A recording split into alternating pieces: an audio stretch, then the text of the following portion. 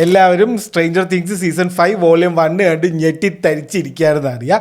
അപ്പോൾ എപ്പോഴത്തെയും പോലെ തന്നെ ഇതിലും ഒരുപാട് ഹിഡൻ ഡീറ്റെയിൽസും ഈസ്റ്റർ എഗ്സും ഉണ്ട് ഈ ഒരു സീസണിലും. അപ്പോൾ ഇത് റിയൽ ആയതുകൊണ്ട് തന്നെ ഒരുപാട് സമയമില്ല, നമുക്കൊരു 2 മെയിൻ ആയിട്ടുള്ള ഹിഡൻ ഡീറ്റെയിൽ നോക്കാം. കൂടുതൽ അറിയുന്നുണ്ടെങ്കിൽ നമ്മുടെ യൂട്യൂബ് ചാനലിൽ വീക്കിലി നമ്മൾ മല്ലു ഫ്ലിക് ഷോ ചെയ്യുന്നുണ്ട്, അതിൽ നമ്മൾ ഡീറ്റെയിൽ ആയിട്ട് പറയുന്നുണ്ട്.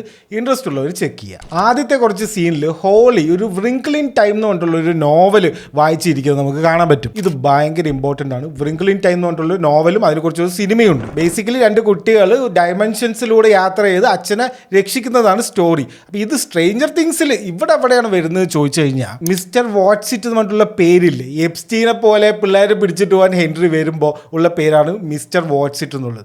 ആക്ച്വലി ഇത് വ്രിങ്കിൾ ഇൻ ടൈം എന്നുള്ള നോവലിലും സിനിമയിലും ക്യാരക്ടറാണ്. ഡയമെൻഷൻസിലൂടെ യാത്ര ചെയ്യുമ്പോൾ ഗൈഡ് ചെയ്യാൻ കൂടെ വരുന്ന ആളാണ് വാട്ട്സിറ്റ്. അതേപോലെ വ്രിങ്കിൾ ഇൻ ടൈമിൽ കാമസോട്സ് എന്ന് പറഞ്ഞിട്ടുള്ള ഒരു പ്ലാനറ്റ് ഉണ്ട്. ഒരു ഹൈവ് മൈൻഡ് പോലത്തെ ഒരു പരിപാടിയാണ്.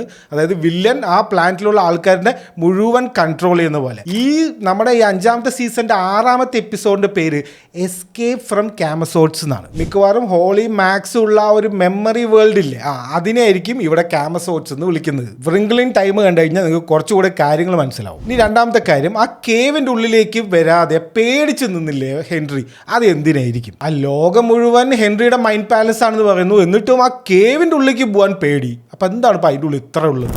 അപ്പം അതറിയണമെങ്കിൽ ഫസ്റ്റ് ഷാഡോ എന്ന് പറഞ്ഞിട്ട് പ്രീക്വൽ ഒരു പ്ലേ ഉണ്ട്, ഒരു നാടകമുണ്ട് ഈ സ്ട്രേഞ്ചർ തിങ്സിൻ്റെ. അതിലൊരു കാര്യം സംഭവിക്കുന്നുണ്ട്. ഈ ഹെൻറി, അതായത് ഇപ്പോഴത്തെ വെക്ന, പണ്ട് ചെറുപ്പത്തിൽ ഒരു സ്ഥലത്ത് പോയി പെടുന്നുണ്ട്. ഈ കേവിൻ്റെ ഉള്ളിൽ ഒരു 12 മണിക്കൂർ പെടുന്നുണ്ട്. അതൊരു പോർട്ടൽ പോലത്തെ സ്ഥലമാണ്. അതിന്ന് ഡയമെൻഷൻ എക്സ് എന്ന് പറഞ്ഞിട്ടുള്ള വേറൊരു സ്ഥലത്തേക്ക് പോകുന്നു.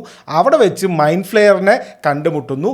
അവിടെ നിന്ന് മൈൻഡ് ഫ്ലെയർ ആണ് ഹെൻറിക്ക് ആദ്യമായിട്ട് പവർ കൊടുക്കുന്നത്. അല്ലാതെ നമ്മൾ സീസൺ 4 കണ്ടപോലെ മൈൻഡ് ഫ്ലെയറിനെ ഉണ്ടാക്കുകയല്ല വെക്ന, നേരെ തിരിച്ചാണ്. മൈൻഡ് ഫ്ലെയർ ആണ് മെയിൻ വില്ലൻ. വെക്നയൊക്കെ മൈൻഡ് ഫ്ലെയറിൻ്റെ ചെറിയൊരു ഈ കൂലിപ്പട്ടാളം പോലത്തെ ആളാണ്. സീസൺ 4 നമ്മൾ ആക്ച്വലി കാണുന്നത് ആ ഹെൻറി ആ ഒരു രൂപം കൊടുക്കുന്നു. പുള്ളി ആ ചെറുപ്പത്തിൽ വരച്ച ഒരു സ്പൈഡറിൻ്റെ രൂപമില്ലേ, അത് കൊടുക്കുന്നു എന്നേ ഉള്ളൂ മൈൻഡ് ഫ്ലെയറിന്. ആക്ച്വൽ വില്ലൻ മൈൻഡ് ഫ്ലെയർ ആണ്. ഇത് സൂചിപ്പിക്കുന്നത് വെക്നൻ്റെ ഉള്ളിൽ ഇപ്പോഴും ആ പണ്ടത്തെ ഒരു മനുഷ്യൻ ആ ഒരു ഹെൻറിയുടെ ആ ഒരു പേടി ഇപ്പോഴും ഉണ്ട് എന്നാണ്. ആ ഒരു ട്രോമാറ്റിക് എക്സ്പീരിയൻസ് ആ കേവിൻ്റെ ഉള്ളിൽ നിന്ന് കിട്ടിയത് കൊണ്ടാണ് കേവിലേക്ക് കടക്കാൻ പുള്ളിക്ക് ഇപ്പോഴും പേടി. അപ്പോൾ ഇതുപോലെ നിങ്ങളുടെ ഫാൻ തിയറീസ് എന്തെങ്കിലും ഉണ്ടെങ്കിൽ കമൻറ്റ് ചെയ്ത് നമുക്ക് നോക്കാം.